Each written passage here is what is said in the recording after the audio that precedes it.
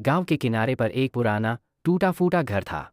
उस घर में कोई नहीं जाता था, क्योंकि गांव वालों का मानना था कि वहां एक भूतिया गुड़िया रहती है।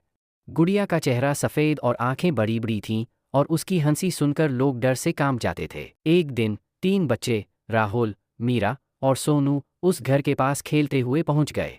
सोनू ने साहस दिखाते हुए कहा, मैं उस घर के अंदर जाकर देखूंगा। राहुल और मीरा ने उसे रोकने की कोशिश की, लेकिन सोनू नहीं माना।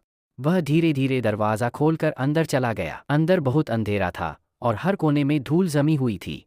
तभी सोनू की नज़र एक पुरानी गुड़िया पर पड़ी, जो एक कोने में बैठी थी। गुड़िया की आंखें चमक रही थीं, जैसे कि वह सोनू को देख रही हो। सोनू ने उसे उठाने के लिए हाथ बढ़ाया, तभी गुड़िया के होठों से एक धीमी हंसी की आवाज़ आने लगी। राहुल ने सोचा कि सोनू मजाक कर रहा है, तो उसने खुद अंदर जाने का फैसला किया। लेकिन जब वह अंदर पहुंचा, तो गुड़िया की आंखें और भी लाल दिखने लगीं।